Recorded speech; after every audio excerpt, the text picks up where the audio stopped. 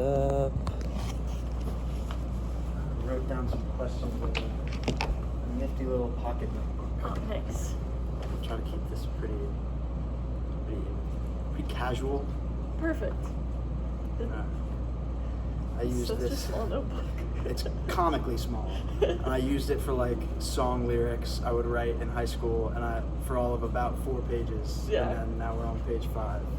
Perfect. About 5 years later. All right. What was it like working with Babour? Was my first question. It's amazing working with Babour. He is so fun. Can I ask like the context you guys work together and what you do and what he does? Yeah, so he plays in, I'm sure you know, he plays in a bunch of different bands. So he like plays here a lot. So I work with him on where he is the artist, usually. His band, Full Moon Fever, the Tom Petty tribute band, they play all around town, Browns Island, and here a lot. And the people love them, and so we love to have them here. And Babour is kind of like their ringleader, so he keeps them all in shape, and they're a great group of people, and he's like our point of contact as like organizing the show and making sure everything stays on schedule and like they have what they need. And we've worked with them so many times now that like we barely even have to talk anymore. I'll just be like, hey Babour, I have X, Y, and Z already set up in the green room, and he's like, great. Here's the guest list. Like, I don't have to ask, he doesn't have to ask, we already know. The anxious part of my brain is really wanting to make sure I hit record right now so we don't... Yeah, double check. We're golden. Okay, great.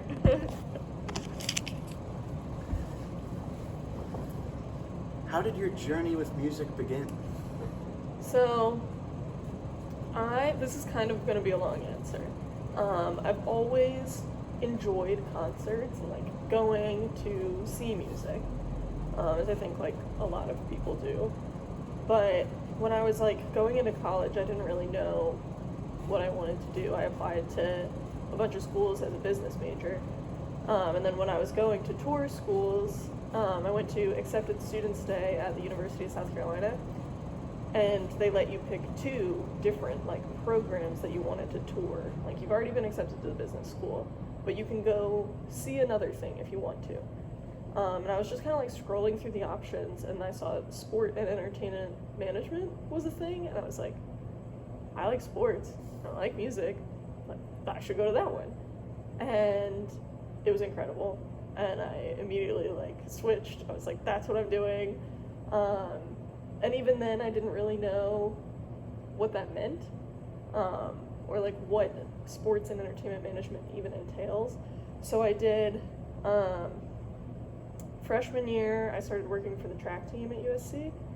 I worked there for 2 years as like a student manager of the team. And then in my sophomore year, I got accepted as an intern for a venue called the Music Farm, where I literally sat outside at every show and scanned people's tickets for free, and did it for 9 months.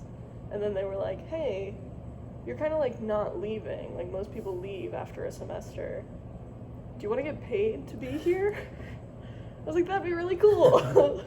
So they put me in charge of the semesterly interns, so I got to help with like hiring new interns and like training them, and basically did the same thing that I was doing, but I got paid for it, a very small amount. And that's just kind of how I was like, okay, I'm done with track, I'm done with sports, like, just the environment around live music is like addicting to me. The joy that people have when they're going to a concert is like unmatched. And so being a part of like creating that and like being on the back end of putting something together that makes people so happy, it's like, could not imagine doing anything else. Yeah, that's a great answer. Thanks. And what about your personal journey with music, like listening to it as a, obviously it must have started before college. Right. Did you play anything yourself? I took piano lessons for 14 years, and I still am really bad. And people think I'm joking when I say I'm really bad. They're like, no, you took lessons for 14 years. You must, like, be okay. I literally cannot read music. I can't read music. I cannot play with both hands at the same time. They teach you that in year number 15. Right, I guess. That must be the case, because I never got there. And fun fact, it makes me, like, really mad, because my husband took piano lessons for 6 months, and he can play just by ear. He can, like, repeat whatever he just heard. I'm like, my parents wasted so much money on my piano lessons. Some people just got it. Yeah, some people do. I am not one of those people. I've learned I'm more of a behind-the-scenes person. So I just help other people look good. Yeah. So how did that position that you just described that turned into your first paid job doing that, how has it led you here to the Broadberry? It kind of just affirmed for me that, like, this is the environment I want to be in. Unfortunately, in my senior year, there was not a full-time position for me at the music farm. At that point, it had actually changed hands. Now it's called the Senate. And there wasn't anything left for me there. I couldn't just stay on getting paid like $10 an hour once I was done with school. So I actually got a job after that at a theater called the Spartanburg Memorial Auditorium. And they hired me as their marketing director, which is crazy because I had no marketing experience at all. But they basically were like, we just need somebody to, like, post on social media and, like, take pictures and make sure people know we exist. I was like, I can probably do that. So I did that for like 2 years. And it was a very different world. It was a lot of, like, it's very similar to the Altria, where they have, like, a lot of, like, family shows, and we had, like, Baby Shark Live and PJ Masks and stuff like that. So it's not the same as live music. Like, functionally it's the same, but Baby Shark Live didn't have that same infectious audience no. enjoyment. It was so crazy. There were so many kids. And then COVID happened, and then I moved to Virginia, and now I work here. Yeah. So, what are your listening habits like? As far as, like, when or what I'm listening to? When all and of the what, above. yeah. I listen to music all the time, constantly. There is not a moment of quiet in my life. I wake up and I, like, turn on music and go to the gym, and I'm listening to music all the time. I listen to all different kinds of music, which is really fun for me. I like to, like, listen to the bands that are playing here ahead of time so I know what they're going to be. But I also, like, if I just want some, like, good comfort music, I like indie rock stuff. That's, like, my go-to. So, like, your Noah Kahns and your Matt Masons and stuff like that. I'm a big Vampire Weekend guy. Oh, It's nice. Probably under the indie rock umbrella. Yeah. So would you say that working here, that's now your primary, like, discovering new music, is the artists that come through here? Yeah. I mean, I'm very fortunate in that, like, we have a huge range of bands that play here, but also that the people who book our shows also book the shows, some of the shows at the Camel and most of the shows at the Richmond Music Hall. So if there is a night that, like, I'm not working, I can go see a band somewhere else, and usually I'm, like, discovering new bands through them. Yeah. So with the wide range of performers here at the Broadberry, how do you balance, like, mainstream tastes and more niche sort of events? You definitely have to know what you're getting into. So, like, we don't book the shows are kind of given to us. But once we know what the show is, when it's going to be, you have to know the market of who is going to be attending this show. And, like, you have to do your research on, like, who the artist is, too, because there are a lot of personalities in this industry, both on the artist side and on the fan side, and it could catch you off guard. And there could be a serious problem if you if you were not prepared for what you get. Could you give an example? Well, last night's show comes to mind. The band La Special played here, and for most of their careers, they were a jam band, which is like Grateful Dead style, just like chill hippie music, where people are gonna be on psychedelics and they're gonna just like dance, and you probably need to have extra water bottles ready to give to them because they're a handful in their own way. But La Special's most recent album really shook things up, and it was a metal album, which it seems like the fans maybe didn't know because they did whatever they were going to do before they got here, and some of them immediately turned and walked out the door. And some of them stayed and had a very bad time. Some of them stayed and had fun. But we were like, okay, like, what are they going to play? Are they going to play their jam music? Are they going to play the metal album? Like, what is today going to be? Because metal fans and jam fans are two very different groups of people.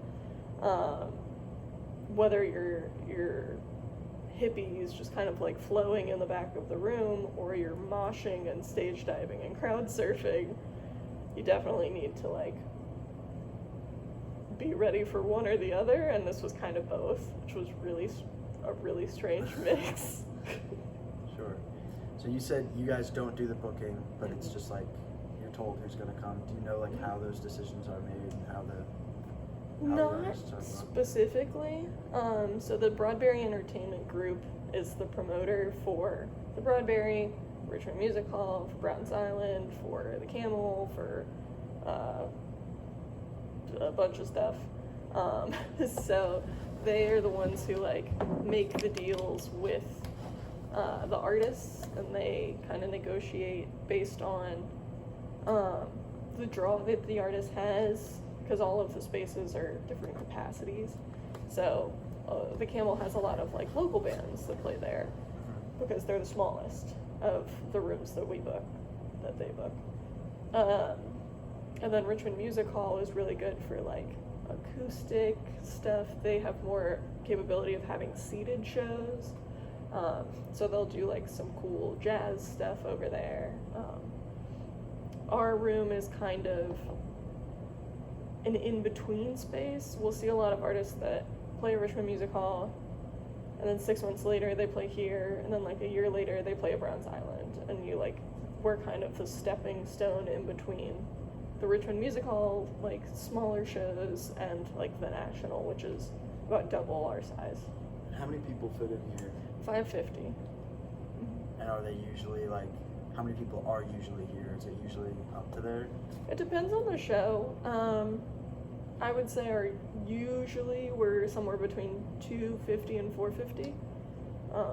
We've had 2 sold out shows this month. We have a couple more that just got announced that are probably going to be sold out in the spring. So, are there any shows that have surprised you by the audience that has shown up, either sheer numbers or just like the demographic of people? You're like, I didn't know this was the kind of person that listened to that. Yeah, we had a show like 2 weeks ago. Wyatt Flores, it's like a young country guy, and I kind of thought it was going to be like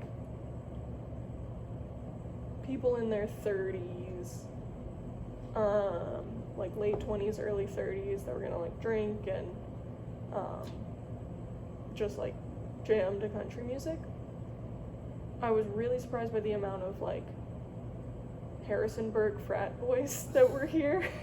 Like kids who are like 20 and 21, like just about to turn 21, that were like just being kind of crazy, and I was like, this doesn't match the music that's happening right now. It's not a short way to come either. Yeah, it was very, I was really surprised by that, but they also, like, people for that show that was sold out, and people drove from Ohio, people drove from West Virginia, like, a lot of people were driving upwards of 4 hours to see this guy.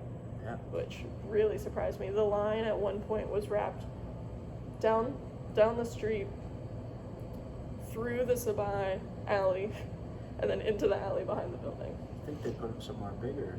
Yeah. Bigger space. It was crazy.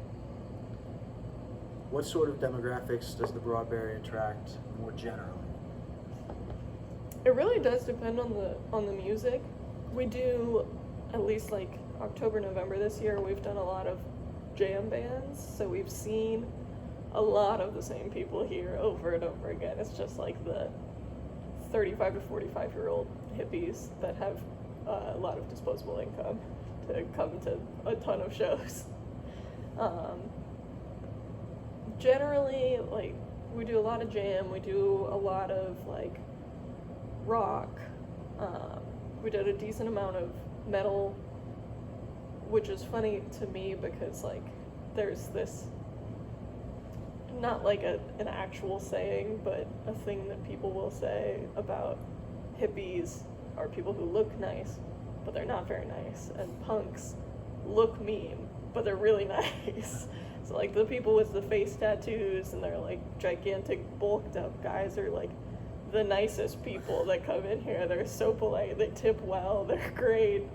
And we love having like the hardcore shows. They're crazy, like security wise, we don't have a lot of issues with like fights or anything like that, but just like the anxiety of having this like hardcore mosh pit going on, you're like, please don't fall down, like get trampled or like anything like that. So have you before had trouble with like fights in the audience? It's really not a big concern of ours. Generally, crowds are very self-policing. We're like, if somebody gets out of line, people around them would be like, dude, get out of here. What are you doing? Most of the time, our security is just there. Like, if somebody were to like fall down or somebody gets dehydrated and like faints or something like that. So we don't have, thank God, we don't have a lot of issues with fighting. Yeah, that was I was at a concert recently in DC, an artist called Rip Momney, who I'm a big fan of, and it was like a handful of people there were drinking, but there was one person, she was just like stumbling, falling over, like kind of causing a scene, and I just remember like the people around me were just like kind of confused because it seemed like maybe she didn't know like the artist before going in, because that's just not the vibe I would have ascribed to it. So you talked about the jam bands having a lot of the same people come in and out. Are there other genres that have more of those like repeat customers, and other genres that are maybe like one-off people you won't see again? We had a group here called Swaco, and their opener was called Teenage, I don't remember. We started calling them Teenage Idiot because that's what they were acting like, but that wasn't the name of the band. And that group, both Swaco and the opener, I don't think we will see either of them again, or the people who came to that show. It was very much like a TikTok famous thing. It was a super young crowd, like 15, 16-year-olds. And the band was like fighting the whole time, like yelling at each other during sound check and stuff. And it was just very clear that like they were kind of thrust into this like moment of fame, and they didn't, maybe they wanted it, but they weren't prepared for it. So I don't think we'll see any of them again. I don't think they'll exist in a couple of years. Are there any artists that you've worked with here that you were fans of before they got booked? My favorite show that we've had here was The Dip, and their opener, Juice. I've been a huge fan of both of those bands for years. So I was so excited when I saw that they were going to play here. And I get nervous when bands that I like play here, or like in any venue I've worked at, if I'm like gonna meet a person that I've liked their music, Because I'm like, what if they're not nice? Like, what if they're not cool? Then I can't listen to their music anymore. But luckily, both of those bands were super nice, super easy to work with, so I still like them. Are there others that you've like become a big fan of and listen to them a lot now that you got introduced to them from? The Nude Party, they played here in September, and I was like, I didn't really know what it was, but it was kind of like a country rock situation. I've been listening to them a lot since that show. They were like really surprised me. I listened to like I said, I listened to their like recorded music before the show, and I was like, okay, yeah, like this is fine. But they put on such a good live show that I was like, I'm a fan. I really like that when the live show somehow like outdoes the recorded album that you really, really like.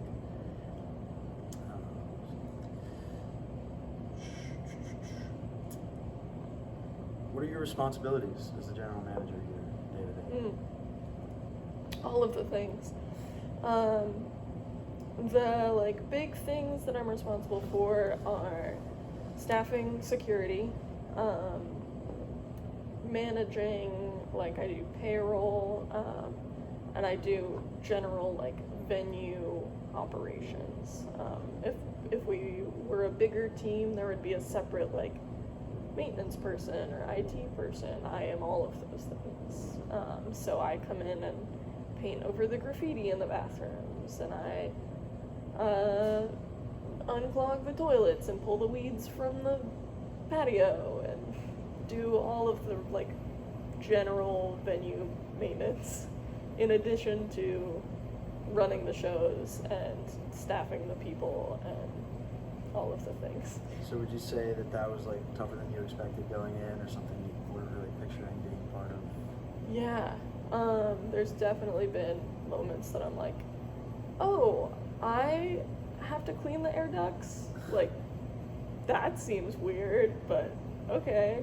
And I've learned a ton at this job, just from like being put in situations where I need to know how to do it.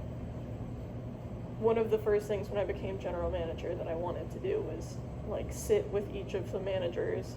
So we have a bar manager, kitchen manager, a lighting manager, and a production manager. So I was like, sit me down, teach me the most basic things about what you are doing, so that if there's a situation where you're not here, I can do it. So my bar manager taught me how to use the POS and how to make the basic drinks, and the production manager taught me how to like turn all of the sound equipment on and how to use a wireless microphone. So I've just like, it's nothing that I ever hopefully will need to do because I have other people that can help me do these things, but I think it's important to know not everything, but most of the things that are going on in the building. Have there been situations like that where like during a show, like someone couldn't come in and you had to kind of step into their... I have helped out on the bar, like when we get like slammed at set break, they'll be like, okay, stand over here and make drinks. Just throw me in there. The only time that I've ever had to do like sound and light stuff is when we do trivia. We do like music trivia every month, and we don't staff production for it, so I turn on the microphone and I turn on all the speakers and I get the slideshow up on everything. So that is the extent of my knowledge. So I hope I never have to do anything more than that. But does the Broadberry do other events besides trivia that are like, they're not concerts, but it's just like... We're trying to do more. I mean, we have a decent amount of like private rentals. Like we had Boho Cycling Studio rented the place out for their 10th anniversary and brought in like 150 bikes and had like their instructors up on the stage. And they just like came and had their classes here for a couple days, and that was really cool. We do weddings here. We do a lot of like holiday parties, like corporate places want to have a cool like place to have their party, and they'll get a band or a DJ and just like rent the place out. We did a Monday Night Football kickoff party here it was like sponsored by Bud Light, and they just brought a bunch of people to watch football and eat chicken wings. So whose ideas are these? It's kind of a combination of things. Like trivia was my idea, just to like have a thing on days where we don't have things. The weddings and stuff, obviously they reach out to us and say like, I'm looking for a place to host this wedding or this party. A lot of the rentals, they reach out to us, but like the Bud Light thing was kind of a collaboration. Kind of a mix of things. It's not announced yet, but we're doing a video game tournament in the spring. That was my idea that I'm really excited about. Keep it hush hush. Yeah. What video games? I don't know what game we're doing yet, but I know Jack Brown's, the burger place, does a Super Smash Bros. Event every now and again, and supposedly it gets a lot of interest from people. Yeah, we're working with the Tech Exchange to do like a mini like Comic-Con situation, so that's cool. It'll be really cool. How many days would you say, or like proportion that, I'm trying to ask this question, how often is it that you don't have something going on like a night? Feels like not often enough. We have usually between 15 and 20 events a month. So 10 to 15 days of nothing in the evening. I wish it was more, or I wish there were more people that worked here that I could have more nights off, but that's just part of the game. How would you describe the Broadberry's mission and the specific role that it plays in Richmond's music scene? Ooh. The Broadberry's mission.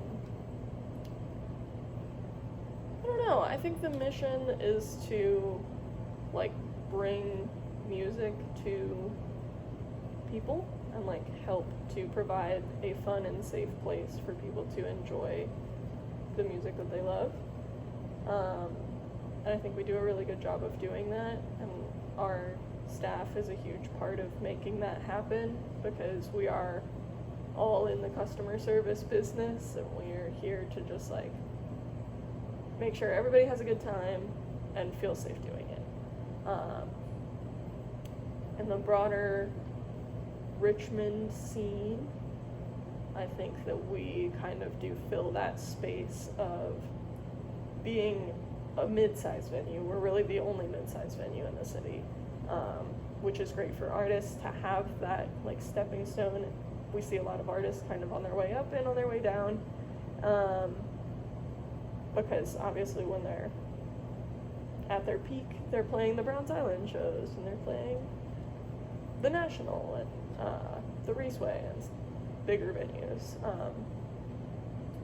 But artists really do remember the people that were there for them when they were on the way up, and so that's how we get a lot of people who like maybe they should be playing at a bigger place, but they're gonna come back and play here because they remembered that our staff was really helpful and like they were treated nicely and they were taken care of. So we see a lot of repeat artists in that sense, but also like artists that share the same agent.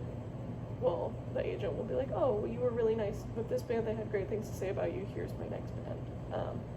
So I think we feel that for the artists in that sense, and also for Richmond and being that like middle ground. Interesting.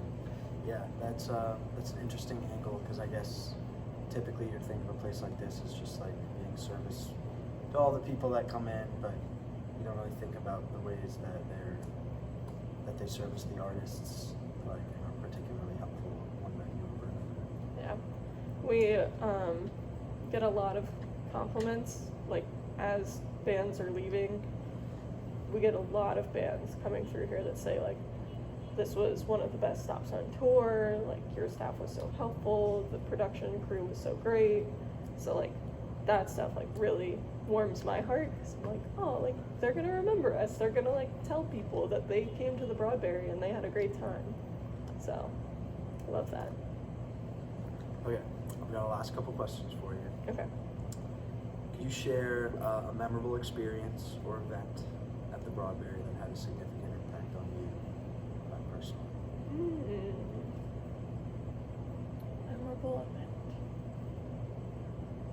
I don't know, there's so many.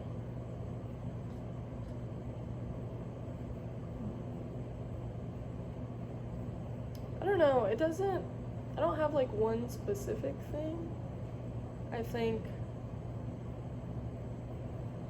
the biggest impact that the Broadberry has had on me as a whole has just been like the staff that is here are some of the most lovely and accepting and like patient people I've ever met. And they, like, I started working here in the box office, and then I moved to security, and then I became a venue manager, and then I took over as general manager. And so like I've known these people for years, and they have just been so like kind and welcoming to everybody, and I'm just like, they make me better at my job for being such amazing people. If you could tell yourself one thing back when you were starting the position that you've learned now to help yourself out, give yourself a leg up, what would it be? Probably that it's okay to like make mistakes. I've always been a person who like tries to please everybody because I don't want anybody to be mad at me. And that's just like not a thing.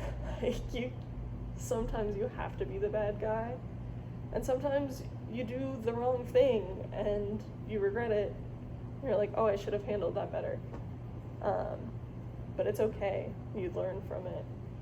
Nobody's gonna, at the end of the day, like if you say something wrong or if you make the wrong call, there's not anybody who's gonna like hate you for it. It's just like you learn, you apologize, you move on, and you do it better the next time. I know you started here like less than a year ago, right, in this particular position. Mm-hmm. Are there any lasting changes that you notice from the pandemic on like how people interact with live music broadly and in Richmond specifically? Yeah, we're kind of getting past it, but when I first started at the Broadberry, like we had vaccine requirements, we had mask requirements, the bands who played here had to be vaccinated, the fans who came had to be vaccinated or have negative COVID tests. Like it was a weird time, and we're kind of getting over it now. But you do see, like, people very clearly forgot how to be in public. The bartenders comment a lot on how, like, people forgot how to order drinks. They'll be like, oh, can I get 2 shots of Espolòn? I'm like, okay, you pour them 2 shots, and they're like, oh, sorry, I meant as a margarita. I'm like, okay. So they take it back and make it into a margarita, and they bring it back. And they're like, oh, could I actually get 2 of them? It's like, what are you doing? Like, this isn't how you be a person. What are you doing? And so we all kind of attribute it to COVID. It's like, we all collectively went through such a weird time that we just like, don't know how to be people anymore. So we're learning again how to be in social situations. Is there anything that I didn't ask that you think I should have or would be interesting for me to know? I don't think so. Yeah, I feel like we covered it. Cool. Yeah. I'm I'm very happy you agreed to do this. I feel like I Of learned course. a lot. Yeah, thanks for asking me to do it. Yeah. It's very nice to meet you. You too. End. Cut scene. And cut.